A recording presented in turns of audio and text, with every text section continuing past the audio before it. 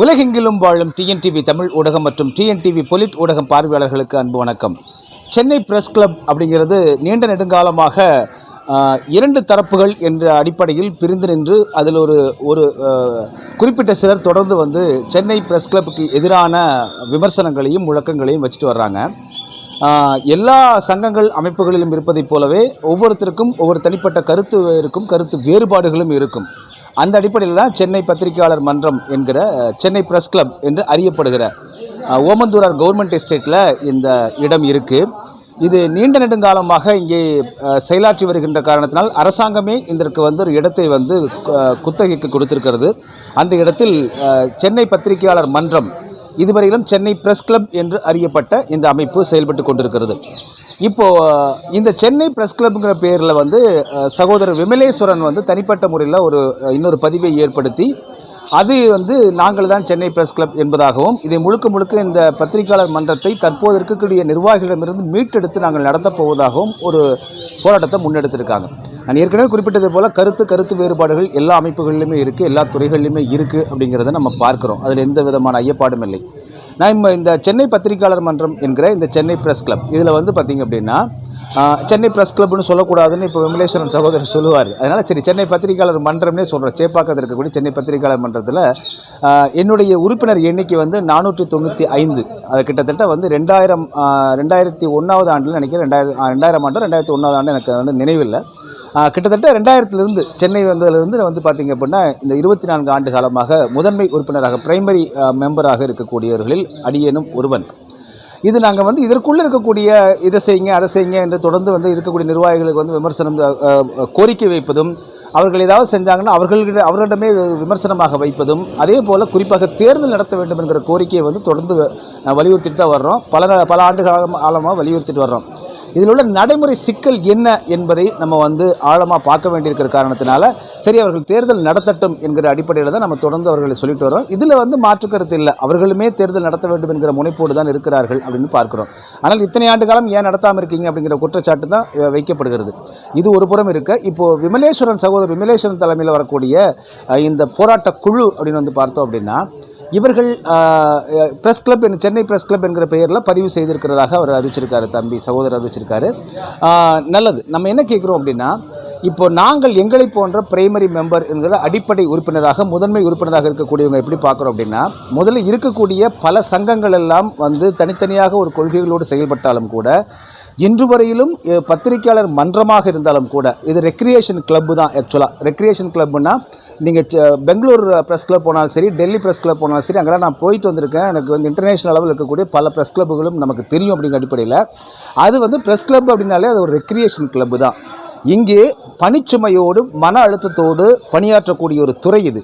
இருக்கிற எல்லா காவல்துறையும் மற்ற மருத்துவத்துறை அரசாங்கத்துறையெல்லாம் விட அதிக மன அழுத்தம் ஏற்படக்கூடிய, பணிச்சுமை ஏற்படக்கூடிய ஒரு ப்ரெஷர் அழுத்தம் ஏற்படக்கூடிய ஒரு துறைனா அது முழுக்க பத்திரிகை ஊடகவியல் துறை தான். நான் 27 ஆண்டு காலமாக இந்த துறையில் இருக்கிற காரணத்தினால எனக்கு அந்த அனுபவங்கள் உண்டு. அப்படிப்பட்டவங்களுக்கு ஒரு மணமகள் மன்றமாகத்தான் இது ஒவ்வொரு கிளப்புகளுமே செயல்பட்டு கொண்டிருக்கின்றன, இந்திய அளவிலும் உலக அளவிலும். இப்போ நீங்கள் பெங்களூர் ப்ரெஸ் கிளப் போனாலும் அங்கே பார்த்திங்கன்னா அங்கே கேன்டீன் இருக்குது. நாங்கள் இங்கே சொன்ன ஒரு கேன்டீன் அமைங்கன்னு சொல்லுவோம். அங்கே நீங்கள் அவர்கள் மது அருந்துவதற்கு கூட அங்கே அனுமதி உண்டு. எங்கள் பெங்களூர் பிரஸ் கிளப்பில், டெல்லி பிரஸ் கிளப்லேயும் உண்டு. ஸோ இப்படி இது எல்லாமே மணமகள் மன்றங்களாக செயல்பட்டு கொண்டிருக்கக்கூடியதான் இந்த பிரஸ் கிளப் என்று சொல்லக்கூடிய தற்போது சென்னை பத்திரிகையாளர் மன்றம். விமலேஸ்வரன் அடிக்கடி இந்த பிரஸ் கிளப்னு சொன்னால் அவர் கோவம் வந்துடும். அதனால் சரி, சென்னை பத்திரிகையாளர் மன்றம்னே சொல்லிடுறேன் நான். ஸோ இது பார்த்திங்கன்னா ரெக்ரியேஷன் கிளப். இங்கே நாங்கள் இங்கே குறிப்பாக சென்னையில் முழு நேரமாக இருந்த காலகட்டத்திலும் தற்பொழுது வந்து போகின்ற காலத்திலும் இங்கெல்லாம் பார்த்திங்கன்னா பேட்மிண்டன் அப்படிங்கிறது விளையாடுவோம். இங்கே சிறகு பந்து அப்படிங்கிறது இங்கே விளையாடுவோம். கேரம் போர்டு இங்கே இருக்குது. ஒரு ஜிம் வைக்கணும்லாம் சொல்லி அந்த பொருட்கள்லாம் வாங்கினோம். ஆனால் அவை முழுமையாக இங்கே செயல்படுத்தப்படவில்லை என்கிற ஒரு குறை இருக்குது. அது சரி, அது காலப்போக்கில் இவர்களை சரி செய்து கொள்வார்கள் என்று அப்படிங்கிற அடிப்படையில் தான் நம்ம விட்டுருக்கோம். இதையெல்லாம் தாண்டி இன்று பார்த்திங்க அப்படின்னா, இந்த பத்திரிகையாளர் மன்றத்தைச் சேர்ந்த இந்த நிர்வாகிகள் பாரதி தமிழன் அவர்களாகட்டும், அதே போல் அசத்துல்லா அவர்களாகட்டும், இங்கே இருக்கக்கூடியவங்க ஒரு பணியை நான் என் தனிப்பட்ட முறையில் பார்க்குறேன். இவர்கள் மீது நானே விமர்சனம் வைத்தது உண்டு. எனக்கும் இவர்கள் மீது விமர்சனம் உண்டு. அது என்ன விமர்சனம்? ஒரு சகோதரத்துவமான விமர்சனம் தானே தவிர ஒரு எதிரியான விமர்சனம் அல்ல. இந்த அடிப்படையில் பார்க்கும் பொழுது இன்று பத்திரிகையாளர்களுக்கு ஒரு பிரச்சனை என்றால் வந்து துணை நிற்கக்கூடிய ஒரு அமைப்பாக இந்த மன்றம் செயல்பட்டு கொண்டிருக்கிறது. அதாவது வந்து இவர்கள் வெறுமனே வந்து ஒரு பொழுதுபோக்கு மணமகள் மன்றமாக இல்லாமல் அதையும் தாண்டி இத்தனை ஆண்டு காலம் பத்திரிகையாளர் துறையில் நாங்கள் வந்து பத்திரிகை துறையில் 27 ஆண்டு காலத்தில் இருக்கிற கட்டத்தில் எத்தனையோ பத்திரிகையாளர்கள் இங்கே தாக்கப்பட்டிருக்கிறாங்க. ரவுடிகளாலும் காவல்துறையாலும் தாக்கப்பட்டிருக்காங்க. பல பத்திரிகை ஊடகவியலாளர்கள் அவர்கள் வந்து பாதிக்கப்பட்ட போதெல்லாம் முன்னின்று நிற்கக்கூடிய ஒரு மன்றமாக அமைப்பாக இந்த நிர்வாகிகள் இருந்து கொண்டிருக்கிறார்கள் என்பதில் யாருமே எதிரியாக இருக்கக்கூடியவங்க வந்து குறை சொல்ல முடியாது.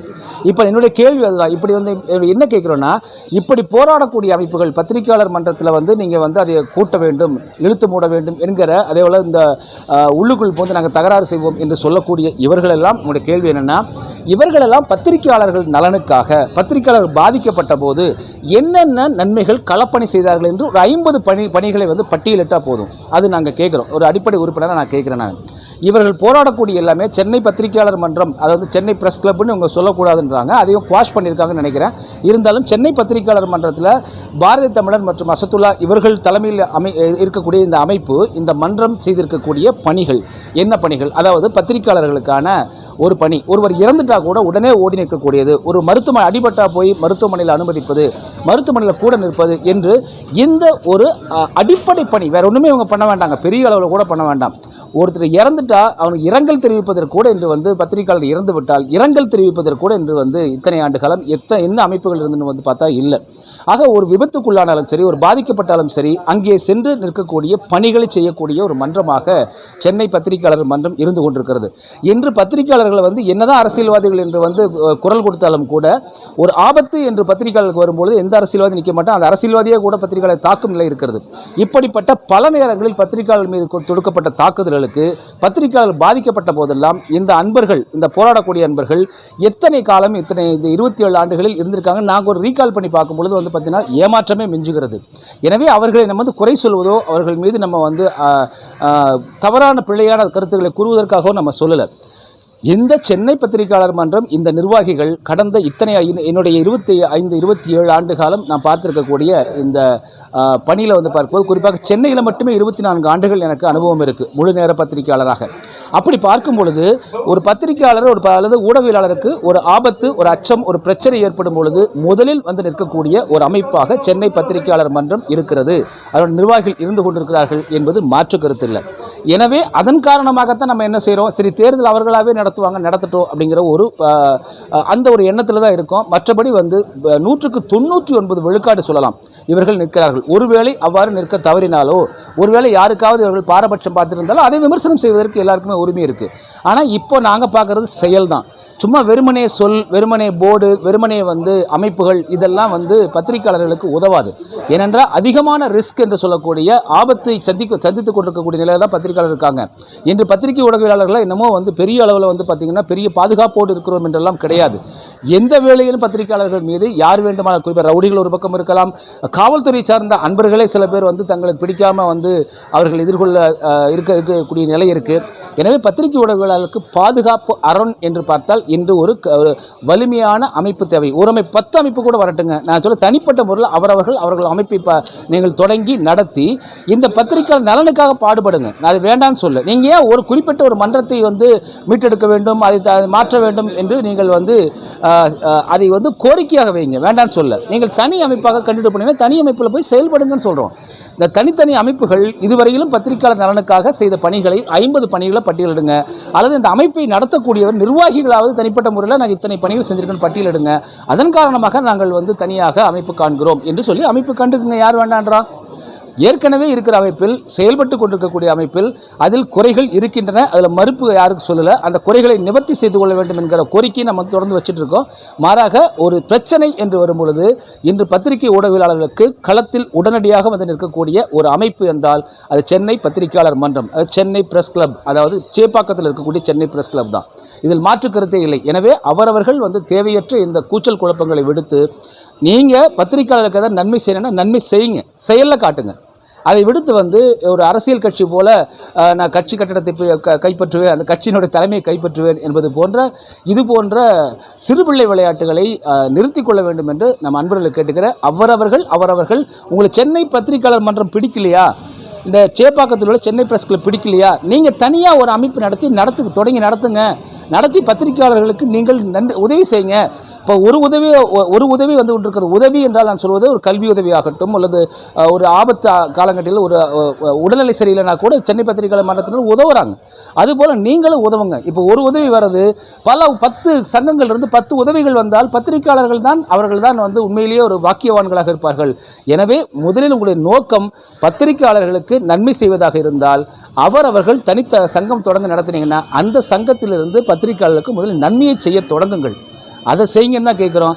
சென்னை பத்திரிகையாளர் மன்றத்தில் உள்ள குறைபாடுகளை கலைந்து கொள்ள வேண்டும் என்ற அந்த கோரிக்கையை நம்ம எல்லாருமே வைக்கலாம். அதில் எந்த மாற்று கருத்து இல்லை. அதை விடுத்து வந்து நம்ம வந்து பத்திரிகை ஊடகவியலாளர்களே வந்து இது போன்ற வந்து ஒரு குழாயடி சண்டை அரசியல் கட்சிகள் செய்வதால், காங்கிரஸ் கட்சியில் நடப்பதை போல கோஷ்டி சண்டைகளை சட்டை கிழித்துக் கொள்வது போல செய்வது பத்திரிகை ஊடகத்துறைக்கு இது வந்து ஒரு தலைக்குனிவை ஏற்படுத்திவிடும் அப்படிங்கிறத இந்த இடத்துல சொல்ல விரும்புகிறேன்.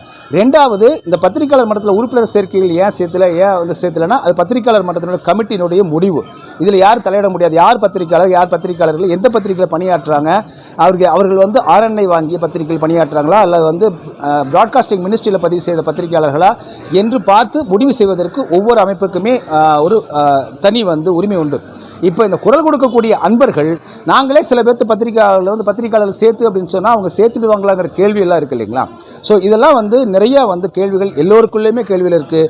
சென்னை பத்திரிகையாளர் மன்றத்தை பார்த்து கேட்கக்கூடிய கேள்விகளை இதை போராடக்கூடிய ஒவ்வொரு அமைப்பை சார்ந்தவர்கள் மீதும் அதே கேள்விகளை நம்ம கேட்க முடியும். அதற்கு அவரிடம் பலதுக்கும் பதில் இருக்காது என்பதுதான் உண்மை. எனவே இது வந்து பார்த்திங்கன்னா ஒரு சகோதரத்துவமான அனைவருமே அவரவர்கள் பங்கிற்கு செய்ய வேண்டிய செயலாக கடமையாக செய்து தனித்தனி அமைப்புகள் எத்தனை அமைப்புகள் இருந்தாலும் அவர்களுடைய கடமையை செயலில் காட்டுங்கள் என்கிற ஒற்றை கோரிக்கையை வைத்து மீண்டும் மற்றொரு காணொலியில் உங்களை சந்திக்கிறேன். அதுவரை நன்றி, அன்பு, வணக்கம். TNTV தமிழ் ஊடகம், தனித்துவமான தமிழ் ஊடகம்.